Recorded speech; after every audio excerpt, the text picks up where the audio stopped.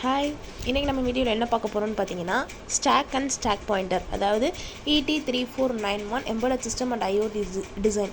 அதில் வந்து one of the important topic பார்த்தீங்கன்னா ஸ்டாக் அண்ட் ஸ்டாக் பாயிண்டர், அதாவது 8051 மைக்ரோ கண்ட்ரோலர் அண்ட் ஆர்கிடெக்சர். அதில் வந்து அதோட ஆர்கிடெக்சரில் ஸ்டாக் பார்த்துருப்போம் இல்லையா, ப்ரீவியஸான video.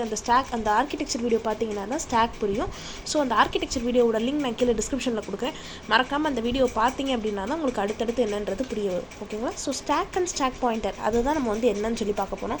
So stack refers to an area of the internal RAM. ரேமுக்கும் ரோமுக்கும் உங்களுக்கு டிஃப்ரென்ஸ் தெரியும்ல. ரேம் அப்படின்னா நம்ம என்னன்னு சொல்லுவோம், ரேண்டம் ஆக்சஸ் மெமரி.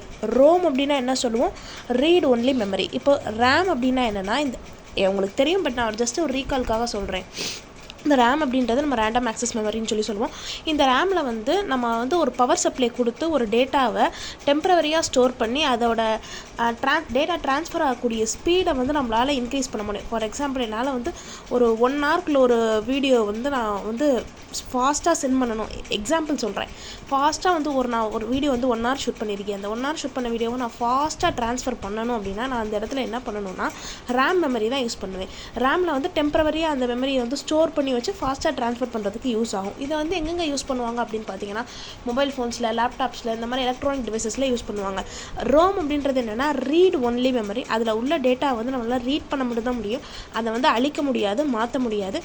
பவர் ஆனால் ஒரு மேஜர் டிஃப்ரென்ஸ் ரேமுக்கும் ரோமுக்கும் என்னென்னா, ரேமில் வந்து பவர் சப்ளை வந்து ஆஃப் ஆயிடுச்சு, நான் சப்ளை வந்து எடுத்துட்டேன் அப்படின்னா அந்த டேட்டா எல்லாமே எரேஸ் ஆயிரும். பட் ரோமில் வந்து பவர் சப்ளை இல்லைன்னா கூட என்னால் வந்து அந்த டேட்டா வந்து இன்க்ரீஸ் பண்ண முடியும். ஃபார் எக்ஸாம்பிள், நான் இப்போ மொபைலில் ஒரு ஆப் ஓப்பன் பண்ணுறேன் அப்படின்னா அந்த ஆப்பில் அதுக்கு அக்சஸ் பண்ணக்கூடிய டேட்டா எல்லாத்தையுமே ரேமில் ஸ்டோர் பண்ணி வச்சு ஃபாஸ்ட்டாக அக்சஸ் பண்ணுறதுக்கு நான் வந்து ரேம் யூஸ் பண்ணுவேன்.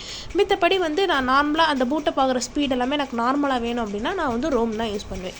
ஓகேவா? இதுதான் வந்து ரேம் ரோம். இதை வந்து நம்ம இன்டர்னல் ஸ்டோரி மெமரி அப்படின்னு சொல்லி சொல்லுவோம். இந்த ஸ்டாக்னா என்னன்னு பார்த்தீங்கன்னா, இது வந்து ஒரு part of the RAM. RAM அப்படின்னா நமக்கு internal storage memory. Internal storage மெமரியில் ஒரு பாயிண்ட்டை தான் வந்து நம்ம இப்போ இதுதான் என்னோட இன்டர்னல் ஸ்டோரேஜ் மெமரினா இதில் வந்து ஒரு பார்ட்டை தான் வந்து பார்த்திங்கன்னா நான் ஸ்டாக் அப்படின்னு சொல்லி சொல்லுவேன். ஓகேங்களா?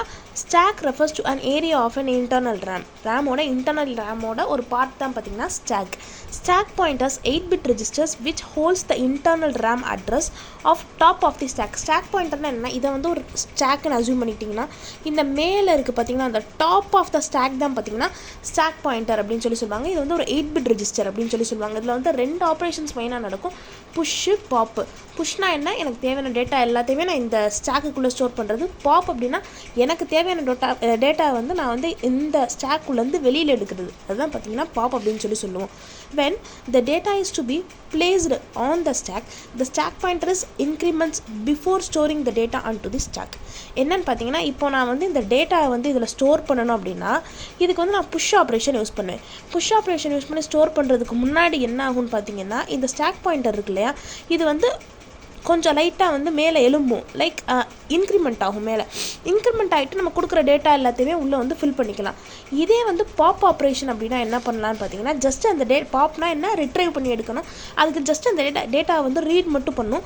ரீட் பண்ணிவிட்டு ஒன்ஸ் டிக்ரிமெண்ட் ஆகிட்டு அந்த டேட்டா வந்து என்னால் வெளியில் எடுத்துக்க முடியும். அதை தான் செகண்டில் சொல்லியிருக்காங்க.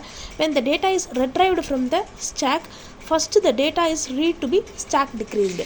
அந்த ஸ்டாக் வந்து அந்த டேட்டாலேருந்து டிக்ரீஸ் ஆகிடும் அப்படின்னு சொல்லியிருக்காங்க. இது வந்து பார்த்திங்கன்னா, இப்போ வந்து ஃபார் எக்ஸாம்பிள் நான் வந்து என்னோடய ஸ்டாக்கை வந்து 8051 மைக்ரோ கண்ட்ரோலை வந்து ரீசெட் பண்ணிட்டேன் அப்படின்னா இந்த ஸ்டாக் பண்ணுற ஆட்டோமேட்டிக்காக எங்கே போகும்னு பார்த்தீங்கன்னா 07H அந்த மெமரி லொக்கேஷனுக்கு வந்து போயிடும். இந்த ஸ்டாக்கை வந்து நம்ம என்ன பண்ணிக்கலாம் அப்படின்னு பார்த்தீங்கன்னா, நமக்கு தேவையான மெமரி லொக்கேஷனுக்கு வந்து அதோட லொக்கேஷனை கூட நம்ம சேஞ்ச் பண்ணி, அட்ரஸ் சேஞ்ச் பண்ணி லொக்கேஷனில் ஒர்க்கிங் ரெஜிஸ்டர்லேருந்தோ அல்லது பிட் அட்ரஸபிள் ரெஜிஸ்டர்லேருந்தோ நம்ம மாற்றி கொடுத்துக்க முடியும். ஓகேங்களா? ஸோ இந்த ஸ்டாக் பாயிண்டர் அண்ட் ஸ்டாக்ன்றது இவ்வளோ தான், ரொம்ப சிம்பிளான ஒரு கான்செப்ட் தான். ஸோ இது இந்த ரேம் ரோம் அந்த இன்டர்னல் மெமரி இது எல்லாமே புரியணும் அப்படின்னா நமக்கு வந்து இன்டர்னல் ரேம் ரோம் அதோட பேசிக் ஆர்கிடெக்சரோட வீடியோ வேணும். ஸோ அதை வந்து நான் நெக்ஸ்ட்டு போஸ்ட் பண்ணுறேன். ஸோ அந்த வீடியோ பார்த்துட்டு இது பாருங்கள், உங்களுக்கு புரியும். So thank you.